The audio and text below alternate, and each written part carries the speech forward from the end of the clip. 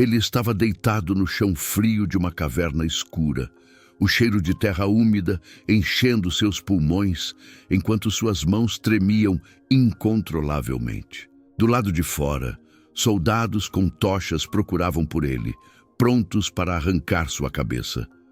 Mas o terror que esses homens causavam não era nada comparado ao pavor que já dominava seu peito há semanas.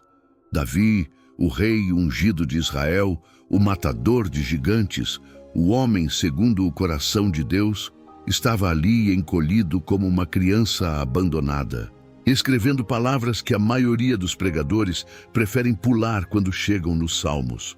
Estou exausto de tanto gemer. Toda noite inundo de lágrimas minha cama. Meus olhos se consomem de tristeza. Existe um segredo sujo escondido nos púlpitos das igrejas, uma verdade tão desconfortável que pastores a evitam como se fosse lepra espiritual.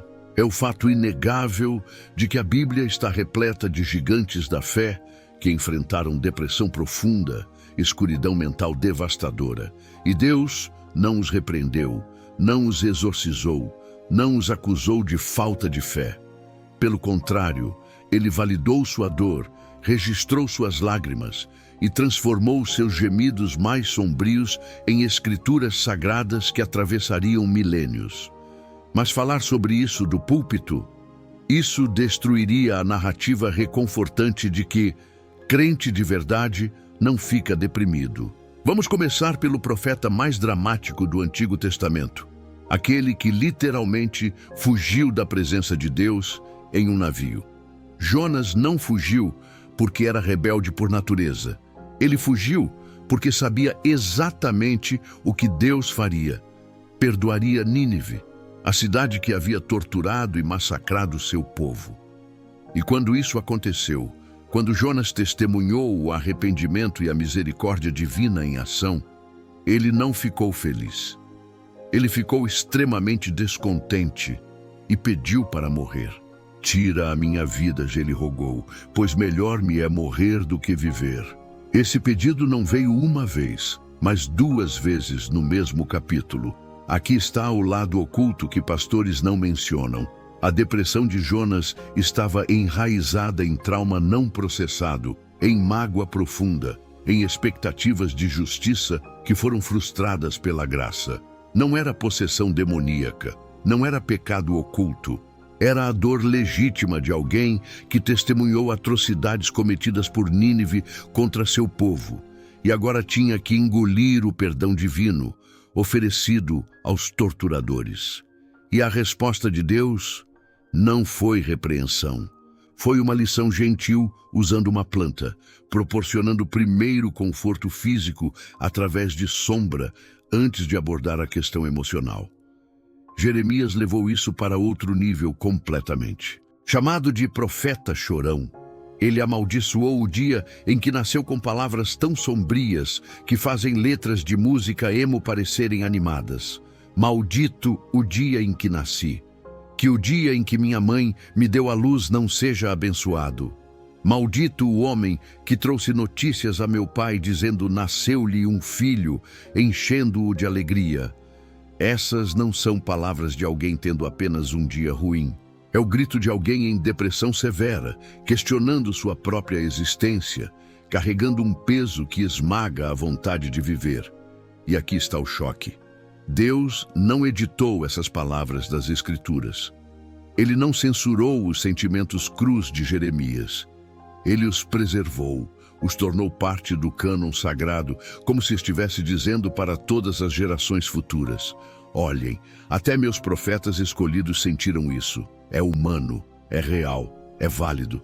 Mas quantos sermões você já ouviu sobre Jeremias amaldiçoando seu próprio nascimento? Quantas vezes pastores usaram isso como exemplo de que até os mais santos lutam com pensamentos sombrios e Deus não os abandona por isso? Moisés, o libertador de Israel, o homem que falava com Deus face a face, chegou a um ponto de colapso mental tão severo que implorou para morrer. Se é assim que vais me tratar, ele gritou para Deus, mata-me de uma vez.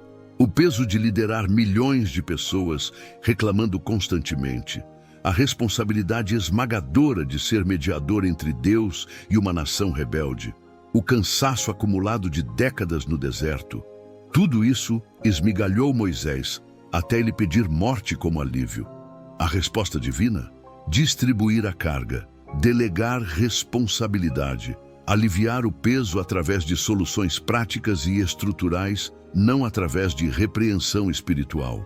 O lado oculto que poucos falam é que Deus trata a depressão levando em conta todos os seus componentes: o físico, o emocional, o circunstancial, o relacional e, sim, também o espiritual.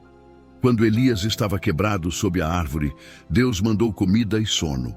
Quando Moisés estava sobrecarregado, Deus reorganizou sua estrutura de liderança. Quando Davi estava sendo perseguido, Deus providenciou amizades leais como Jonatas. Deus não usava soluções mágicas de uma linha quando o problema tinha raízes profundas e multifacetadas. Mas a igreja moderna, em sua busca desesperada por vitórias rápidas e testemunhos milagrosos, reduziu a depressão a uma questão puramente espiritual que pode ser resolvida com uma oração de quebra de maldição ou uma sessão de libertação. Isso não é apenas não bíblico, é cruel. É pegar o sofrimento legítimo de pessoas e adicionar uma camada espessa de culpa espiritual por cima, fazendo-as carregar não apenas a dor da depressão, mas também a vergonha de não ter fé suficiente para sair dela. A verdade que muitos pastores evitam é que alguns dos maiores servos de Deus batalharam com depressão por anos, até décadas. Davi escreveu salmos sombrios ao longo de toda a sua vida. Jeremias profetizou por 40 anos carregando peso emocional esmagador. Paulo mencionou estar sobrecarregado excessivamente além das forças, a ponto de desesperarmos até da própria vida. Esses não eram tropeços espirituais momentâneos. Eram lutas prolongadas com escuridão mental que coexistiam com fé genuína e chamado divino ativo.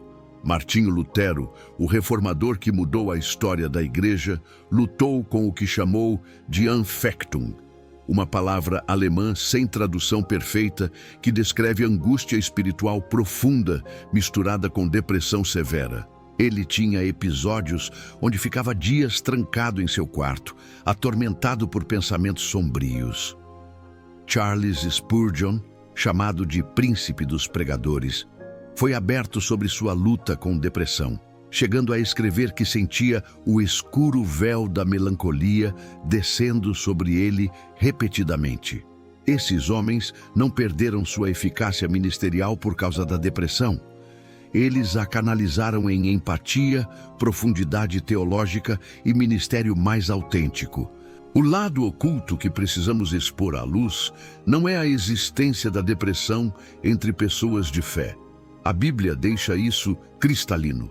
O lado oculto é a conspiração de silêncio, a cultura tóxica que pune vulnerabilidade, que transforma sintomas de saúde mental em falhas espirituais, que substitui compaixão por clichês religiosos vazios.